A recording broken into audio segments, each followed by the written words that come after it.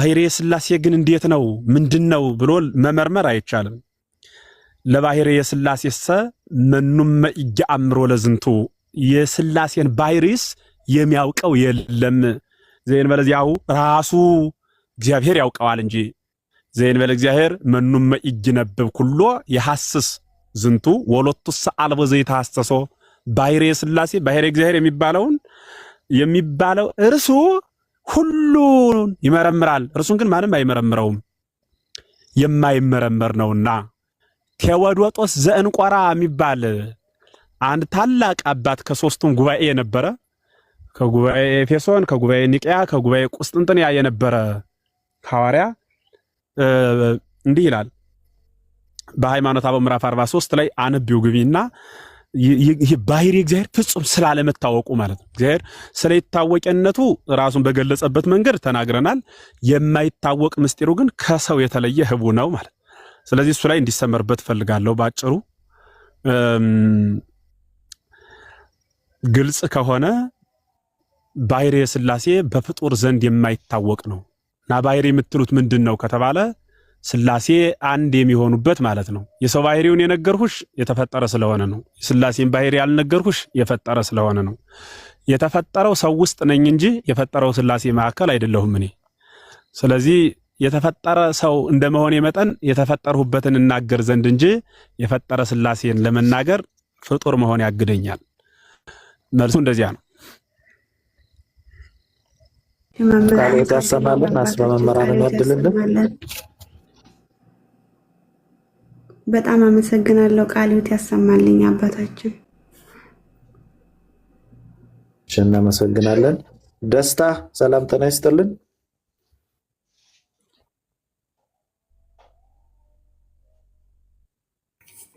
ጥያቄ ወይም ሐሳብ ካለሽ ቀጥይ።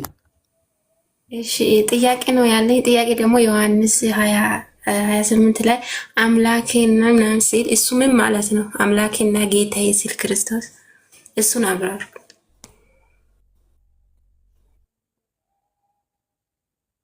ኦርቶዶክስ ነሽ? አቤት። አዎ ኦርቶዶክስ ነኝ። ኦርቶዶክስ ነሽ? አዎ። መልካም ግሩም። እና ኢየሱስ ክርስቶስ ምን ሆነ ነው ያልሁሽ? ሰው ሆነ ነው ያልሁሽ አይደል ሳስተምር? አዎ። ኦኬ በጣም ጥሩ። ስለዚህ ሰው ሆነ ማለት ምን ማለት ነው? በተከፍሎተ ስጋ ስጋን በመክፈል ከድንግል ከስጋዋ ስጋ ከነፍሷ ነፍስ ነስቶ ሰው ሆነ አይደለ ትምህርቱ? እኔ እሱ ላይ ሳይሆን ክርስቶስ ጌታዬና የምጠይቅሽን መልሽ። እሺ ምን መመለስ እንዳለብኝ ማውቅ እኔ ነኝ። መመልሰውን አትንገሪኝ። እሺ ሰው ሆነ ነው አይደል ያልሁሽ? አይደል? ይሰማል? ወጣች አለች። ሚውት አንሽና ጠይቅሽን መልሽልኝ። እሺ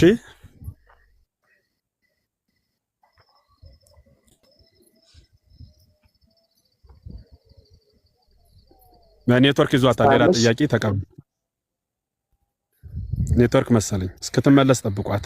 ሌላ ጥያቄ ተቀበሉ።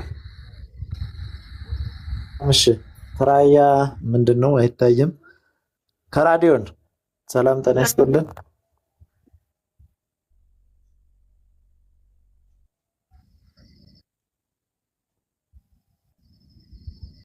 አቤት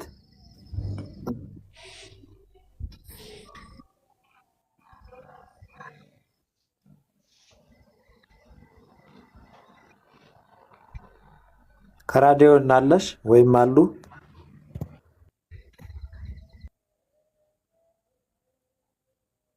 ያስጠልልኝ። እሺ እሺ ቀጥሉ። አይ ልጅቷ እየጠየቀች ስለነበረ ላለማቋረጥ ነው እንጂ ሰምቻለሁ።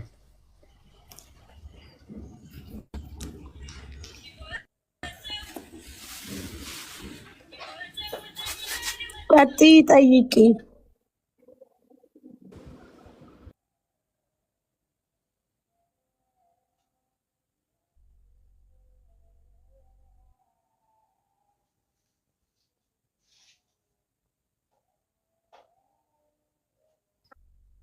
ያለበት እየሰማች ከሆነ መልስ እንስጥና ምናልባት ሳትሰማ ቀርታ በኋላ እንዳትጠይቀን ሪከርድ አድርጋችሁ አስቀምጡላት። ወልደ ኢየሱስ ክርስቶስ ወደ አምላኬ ወደ አምላካችሁ የሚል ቃልም ተናግሯል። ወደ አባቴ ወደ አባታችሁ የሚል ቃልም ተናግሯል። አምላኬ አምላካችሁ፣ አባቴ አባታችሁ፣ አምላኬና ጌታዬ ብሎ መናገሩ ምን ማለቱ ነው? የመጀመሪያው አራያ ለመሆን አብነት ለመሆን ነው። በምድር ላይ ያደረጋቸው ሁሉ በጠቅላላ ለሰው ልጆች አራያ አብነት ለመሆን ነው። ሌላው ግን ፍጹም ሰው ስለሆነ ነው። ምነው መልሱ? ፍጹም ሰው ስለሆነ ነው ማለት ምን ማለት ነው? የተፈጠረን ስጋ ነው የተዋሃደ። ስጋ በቅድምና አልነበረም፣ ባህሪየ መለኮት ነው የነበረ። ያ ባህሪየ መለኮት የማይጨበጥ ነው፣ የማይዳሰስ ነው፣ የማይሞት ነው፣ የማይታመም ነው፣ የማይደክም ነው፣ የማይገታ ነው፣ የማይወሰን ነው፣ ረቂቅ ነው። ያ እንዲያ ይኖር የነበረ ባህሪየ መለኮት በኋላ ክብሩ በባህሪው ተወስኖ እንደቀረ አውቆ አዳምን ፈጠረ። አዳም ሲስት አዳምን ለማዳን ቤዛ ለመሆን እንዳልኋችሁ ሁሉ ከአዳም ስጋ ነሳ። ከአዳም ማለት ከድንግል ማለት ነው። ስጋ ነሳ። ያ የነሳው ስጋ የተፈጠረ ስጋ ነው። ፈጣሪ ስጋ አይደለም። ፈጣሪ ስጋ ሳይሆን የተፈጠረ ስጋን ፈጣሪ መለኮት ተዋህደው ማለት ነው። ስለዚህ ተዋህዶ በተዋህዶ ተስጋ ሲመላለስ ራሱ የፈጠረው ስጋ ስለሆነ ፍጹም ሰው በመሆኑ አብን አምላኬ ብሎ ይናገረዋል። ለምን ቢሉ በስጋው የአብ ባህሪየ መለኮት የፈጠረው ስጋ ነው የተዋህደው።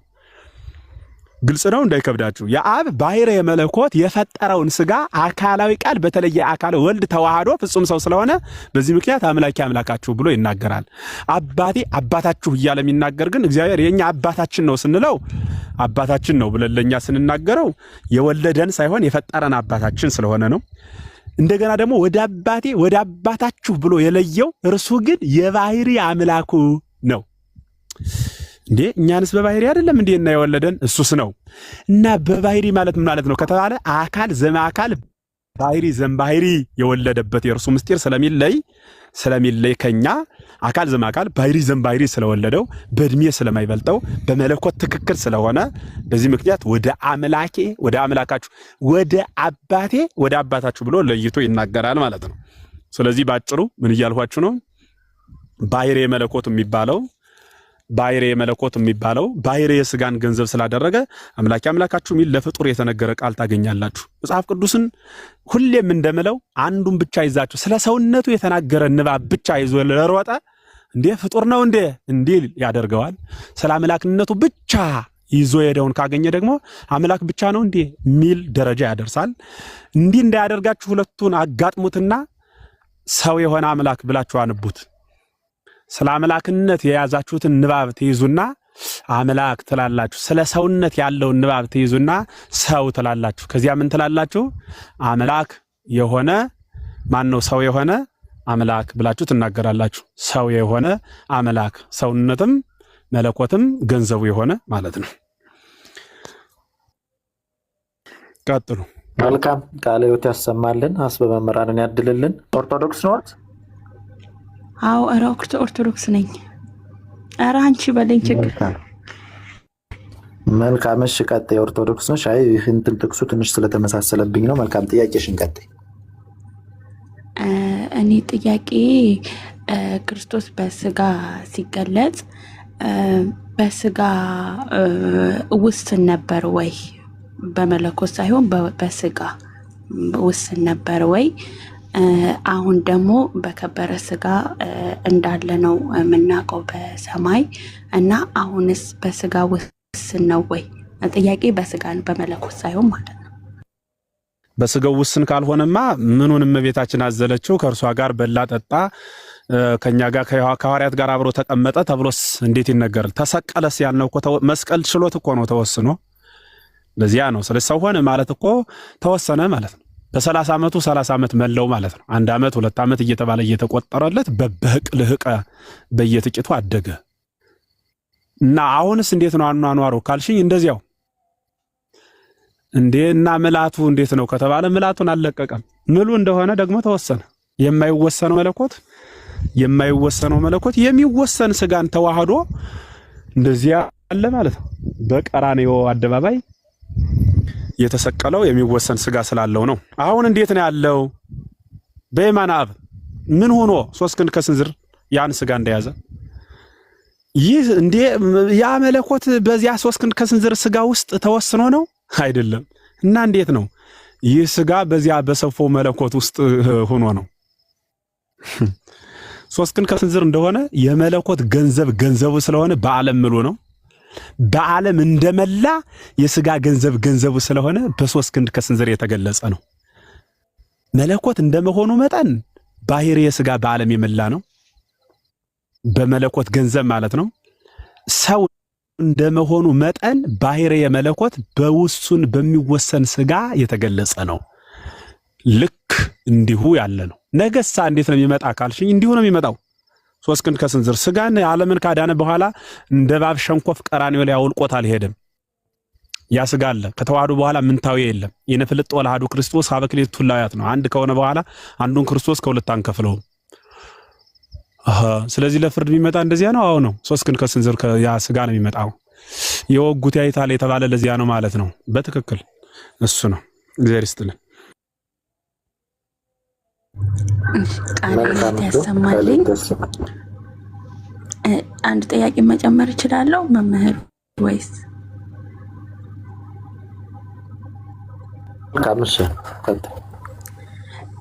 እሺ በስጋው ወራት ምልጃን አቅርቧል እንላለን እንዴ?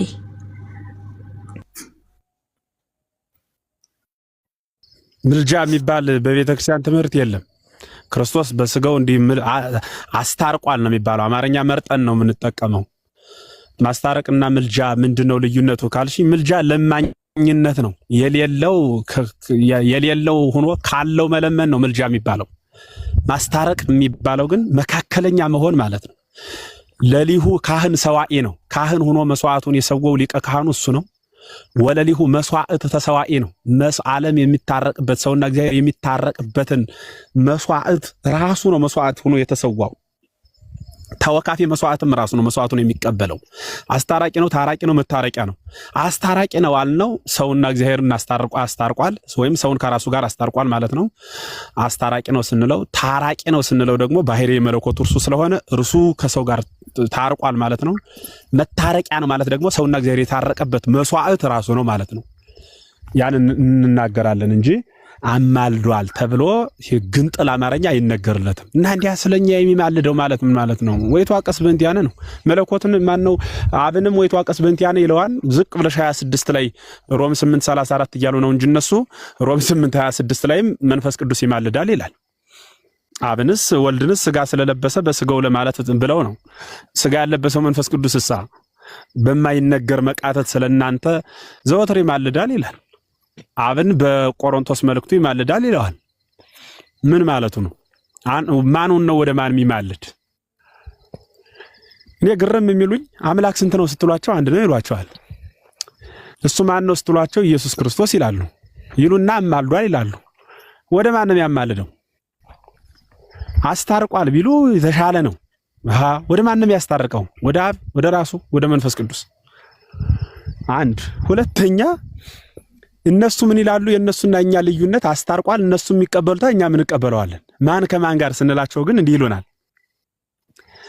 ያስታረቀ አብ ከወልድ ማን ነው? ወልድ ከአብ ጋር አስታረቀ ይሉና ራሱ ግን ታረቀ አይሉም። እንዲሁ አድርገው የሚገርሙኝ እኮ አስታረቀ እንጂ ታረቀ አይሉም። ሁሌ ያስታረቀን ብቻ የሚጠቀሟት። እንዲሁ አንድ ጥያቄ የሚጠይቃቸው ሰው አጠው ነው እንጂ እንዲህ ብላችሁ ጠይቋቸው ስታገኟቸው። አስታረቀ? አዎ አስታራቂ እንጂ ታራቂ አይደለም በሏቸው። አይደለም ካሏችሁ አምላክ ስንት ነው በሏቸው። አንድ።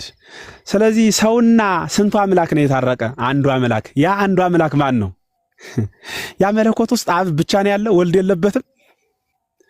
ወልድም ያለበት መንፈስ ቅዱስም ያለበት አብም ያለበት አንድ መለኮት ከሆነ ሰውና አንዱ መለኮት ከታረቀ ወልድ አልታረቀም ይባላልን? እንዲያው እኮ ሆኖ የሚሸወዱት እና ይግለጽላቸው።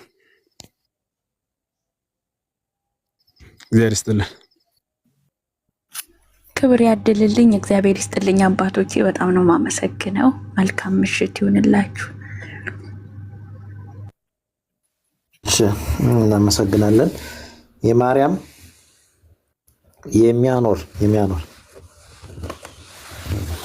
የሚያኖር የሉም። መልካምሽ ማህሌት ያሬድ የኔታ እንዴት አሉ? ሰላም አላችሁ። እንዴት ናችሁ? እንዴት ሰነበታችሁ? የኔ ታመንበሩ ሁላችሁንም ሰላም ብያለሁ። መስገን ሰላም ብለናል ሁላችሁም። እሺ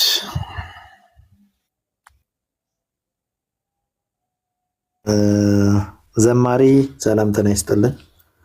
ምናልባት ጊዜ ከሌለዎት ግን እንዳይደክሞት እረፍት እንዲያደርጉ በሰዓት ሌላ ፕሮግራምም ስለሚገኙ ጊዜው እንዳናስረዝመው አንዳንድ ፕሮግራም መሪ ሰላም ብያለሁ።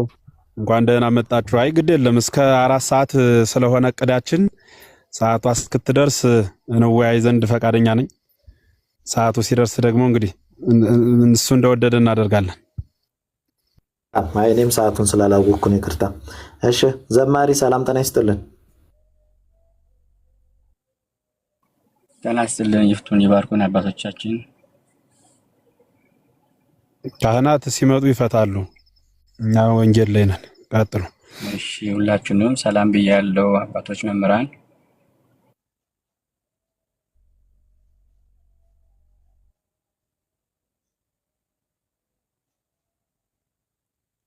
ሀና ሰላም ብያለሁ።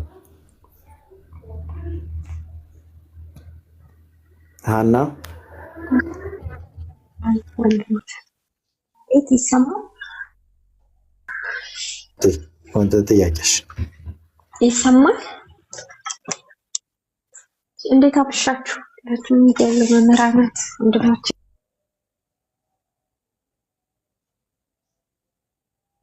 ጥያቄ የለሽም? መልካም እሺ ጻዲ ተመለሽ። ጻዲ ጥያቄ አለኝ ብለሻል። ይቻላል ከርዕሱ ውጭ አሰጋዊ ምስል ይስተካከሉ ያሉት ከርዕሱ ውጭ ከሆነ ባለቤቱ አስፈቅጂ ወይ ደግሞ ርዕሱ ሲቀየር ተንበይ። እሺ አይ እኔ ጥያቄ ስለ ቅባ ቅዱስ ነው። አይ ጊዜ የሌለው ጥያቄ ከሆነ መጠየቅ ትችያለሽ። ሰዓት ላለመሻማት ነው። ከርዕሱ ውጭ ጊዜ እንዳይገል የጊዜውን የርዕሱን ላለማራ እንዳይቀር ለማለት ነው እንጂ ጥያቄ አይቻልም ለማለት አይደለም።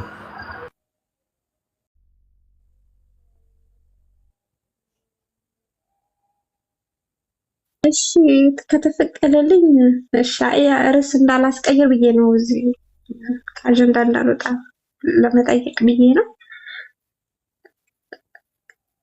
እና ቅባ ቅዱስ ብዛት በየሱቁም እየተሸጠ ነውና ብዙ ጊዜ የተቸገርንበት ሴት ልጅ ትቀባለች አትቀባም የሚለው ነውና በደንብ ያላግባባል። በዚህ ትንሽ ቢያስተምሩ መልስ ቢሰጥ። ትቀባለች አትቀባማ ለሴት ለወንድ ተብሎ አይከፈልም። ትቀባለች አትቀባም ከሆነ ነው ጥያቄው። ትቀባለች አትቀባም የሚለው እንኳን ጥያቄው በራሱ ለማንኛውም ቅባ ቅዱስ ራሱ ለማለት የፈለኩት ማንኛውም ሰው ያው መንካት ይችላል ማለት ወስዶ ከሱቅ ላይ ማንኛውም ሰው እሺ በክርስቲያን ከካህን ውጭ ያለ እንደኛ አይነቱ መመናን ወስደን መቀባት እንችላለን? አይቻልም። ካለ ካህናት የተሰጠ ነው ቅባ ቅዱስ አይቻልም። ጊዜ ላለመጨረስ ነው። አይቻልም። እሺ ሌላ ጥያቄ። ካህናት ቤተ ክርስቲያን ላይ ብቻ ነው የትኛውም ሱቅ መሸጥ አይቻልም። እሱም በሌላ ርዕስ የሌላ ጊዜ በየቦታውም ይነገር ስለሆነ አዲስ አይደለም በመሰረቱ ጥያቄው። ሌላ ጥያቄ አለ? ጸዲ ተመልሰሻል። ከዛ ውጭ እንደማጠቃለያ ንግግር አድርገው ለመዝጋት የተወሰነ ደቂቃ ስለሚያስፈልግ እኔ ወደ ባለቤቱ ልመልስ። ሁላችሁንም ክርስቲያኖች በያላችሁበት ሰላም እግዚአብሔር አይለያችሁ። አጥብቀን ከራሳችን ጋር እንታረቅ። ሁላችንም ማለት ነው። ከራሳችን ጋር እንታረቅ ስል ምን ማለት ነው? ሁሌም የማይለየን ንስሐ ቃለ እግዚአብሔርን እንዲሁ ዝም ብለን ስንሰበክ ስንማር እንደ መዝናኛ እንየው። አሁን ይሄ ሁሌ እንማራለን ዴይ ቱ ዴይ እየተማርን ቀን በቀን ሁሌም እየተማርን ልቦናችን የማይቀየርና ወደ ተግባር የማንለውጠው ከሆነ አንደኛ መምህራን ከንቱ ድካም ነው የሚሆነው። የመምህራን ፍሬ ምዕመናን ናቸው። ገበሬ የዘራው ዘር ያረሰው መሬት ያለሰለሰው መሬት ዘር ሲዘራበት ካልተቀበለ ድካሙ ከንቱ ነው የሚሆነው። የመምህራንም ደግሞ የምዕመናን ልቦና ነው። መሬታቸው አለስልሰው አርሰው መሬቱን እንደሚዘሩ ሁሉ የምዕመናንን ልቦና ደግሞ መምህራን በቃለ እግዚአብሔር አርሰውና አለስልሰው ቃለ እግዚአብሔርን ይዘራሉ። ምግባር ትሩፋትን ይወልዳሉ፣ ያሳድጋሉ ማለት ነው፣ ወይም ያበቅላሉ ማለት ነው። ስለዚህ ትልቁ ነገር ሰሚ ብቻ ሳይሆን ለጠቢብ ሰዓት ቃል ትበቀው ነው። ለጠቢብ አንድ ቃል ትበቀዋለች ነው። የኛ ልቦና ደግሞ እለት ከእለት እየተማርነ ልቦናችን የመቀየሩ ላይ በጣም ትልቅ ጥያቄ ይፈጥራል ክርስቲያኖች የእውነት ለመናገር። ስለዚህ መቀየር የሚባለው ነገር በቃ እውነተኛ ሰው ወደ መሆን ማደግ ሁሌም መምህራን የሚደክሙ ይሄው ከአንድ ሰዓት በላይ ተምረናል፣ ግን ወደ ተግባር ካልቀየር ነው ትርጉም አልባ ነው የሚሆነው። ስለዚህ መሬት የወረደ ሰው መሆን መሬት ላይ ያለ ክርስቲያን በቃ ክርስቲያን ማለት ደግሞ የሚዋደድ የሚፋቀር አንድነት በአንድነት እጅ ለእጅ ተያይዞ የመከራን ችግርና የመከራን ጨለማ ኃጢአትን እየተሻገረ እግዚአብሔርን ማጣት ወደ እግዚአብሔር ማግኘት እየቀየረ በእግዚአብሔር ማግኘት እየቀየረ ምን ማድረግ ነው? ወደ መልካሟ ተስፋ ወደምናደርጋት መንግስተ ሰማያት እጅ ለእጅ የበረታው የደከመውን እያበረታ የሰነፈውን እየቀሰቀሰ ወደ ገነት መንግስተ ሰማያት መሄድ ነው። ከዛ ውጭ ግን እኔ አንዱን ስተች አንዱን ሲተች እንደዚህ ከሆነ ጊዜያችንን ብቻ መጨረስ ነውና የሚሆነው ሁላችንም ክርስቲያኖች የተማርነውን ወደ ንስሐ ተሎውኑ ዛሬ በቃ ፍሬ ላፍራ ብለን ወደ ንስሐ ፍሬ እንድናድግ የተማርነውን ለፍሬ ይበልልን፣ የሰማነውን ከልቦናችን ያውልልን፣ ያሳድርልን፣ አስበ መምህራንን ያድልልን፣ ከሊቃውንት አባቶች ወንበር ዘርግተው ካስተማሩበት መምህራን ረድኤት በረከት ያሳትፍልን፣ በእድሜ በጸጋ ይጠብቅልን። የኔታ እግዚአብሔር ይስጥልን። ይቀጥሉ። ወደ እርሶ ልመልሰው። በእውነቱ መምህር መንበሩ እግዚአብሔር በሚያውቅ በዚህ በሚዲያው ዓለም ብዙ ነገር አትርፌበታለሁ እና በጣም እወደዋለሁ ሚዲያውን። እግዚአብሔር ምስክሬ ነው። ስለምን ቢሉ ሐዋርያት ወዳጅ የሚያፈሩት በእግራቸው ተጉዘው ነው። ለዚያውም ወዳጅስ ብዙ አላፈሩም። አልፈው እስከ ሞት የጸኑ ወዳጅ ቢኖሯቸውም ይበልጥ ግን ጠላት ነበር ለማፍራት ከሀገር ወደ ሀገር የሚሄዱትና ያፈሯቸው ጠላቶቻቸው ናቸው። የገደሏቸውም እስራኤል ላይ ያለፉት ጥቂቶች ናቸው። ሌሎች በሌላው ሀገር ነው የክርስቶስን ወንጌል ተሸክመው ሲሄዱና እኛ ደግሞ በዚህ በሚዲያው በእውነቱ ሰው የሚያርድ ሳይሆን በግ የሚያርድ ወዳጅ ያፈራንበት በጣም ጥሩ ወንድሞችን ያወቅንበት በመሆኑ እጅጉን ደስ ይለኛል እና ከዚያ መካከል አንዱና ቀዳሚው ትሁት የትህትና ሰው ይሄ ከንቱ ውዳሴ አይደለም። በእውነቱ እግዚአብሔር ዘመኖትን ይባርክ። ስለሁሉም ነገር እግዚአብሔር ይመስገን። ቃለ ሕይወት ያሰማልን። እርሶንም ስላስተባበሩ በተቻለ አቅምና መጠን በጊዜ ተገኝተው ትምህርቱን ሲከታተሉም ስለቆዩ እጅጉን እናመሰግናለን። የቅዱሳን አምላክ ክብረ ሊቃውንትን አስበ መምህራንን ይስጥልን ያድልልን ብያለሁ።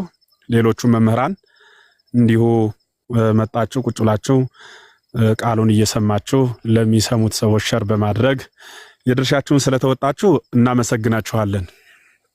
እጅጉን በሚያሳዝነው ሁኔታ አብዛኛው የቤተ ክህነት ክፍል እንደው ለምእመን እያሰናከለ ባንናገረው ይሻላል እንጂ እንደ እኩይ ፍልስጣ ቁጭ ብሎ ክፋት ብቻ ለመጻፍ ብዙ ምስጢር ስናመሰጥር ቃለ ሕይወት ያሰማልን ለማለት ያልደፈረ አንደበቱ ምናልባት ከሳቱ ብሎ ይሄ የሚጠብቅ ቁጭ ብሎ ማለት ነው። እንደዚህ አይነት አንዳንድ ጅላጅል አይጠፋም። ያለውን ቀረብ ብሎ ማካፈል፣ የሌለውን ደግሞ አሁንም መካፈል፣ ያለውን ማካፈል፣ የሌለውን መካፈል ያ ትልቅ ጸጋ ነው የነበረ። ከዚያ ይልቅ ይሄ ይወርቅ ይሆን ብሎ ተቀምጦ መጠበቅ ይዋንበር ከቅፍተለ ወልደ እም ከሚል አለ ዳዊት 49 ላይ በመዝሙሩ መሰናክል አኖረህ የእናት ልጅ ይወድቃል ብለህ ትጠብቀዋለህ። ዘንተ ገቢረ ካርመም ኩለከ ይሄንን ስታደርግ እኔ ዝም አልሁህ። አደመተከኖ ኃጢአት ይላል። ኃጢአት ጣፈጠችን ዛለፍከኑ ወቁም ቅድመ ገጽከ ይላል። እዚያ ቁጭ ላይ ሰውን ለመበደል በምትጠብቃት ግን እኔ ፈርድሃለሁ ማለት ነው። እና አሁን አንድ ስህተት እዚህ ብናስቀምጥ በሰከንድ ውስጥ ያችን ለማውጣት የሚቀመጥ ከኛው ቤት ከኛው ወንድሞች አይጠፋም። እንዲህ አይነት ጥሩ ጥሩ ነገር ስንናገር ግን በርቱ ቃለ ሕይወት ያሰማልን የሚል ነገር አናይም። እና ይሄ ወንድምነት በዚህ ልክ መግለጽና በተቻለ አቅምና መጠን ቀረብ ብሎ እንዲሁ መረዳዳት በጣም ይሄን መመን ለማሻገር እጅጉን ይጠቅማልና ሁሉንም መምህራን ቀና ልብ ያላችሁን እናመሰግናችሁን ወዳችሁማለን።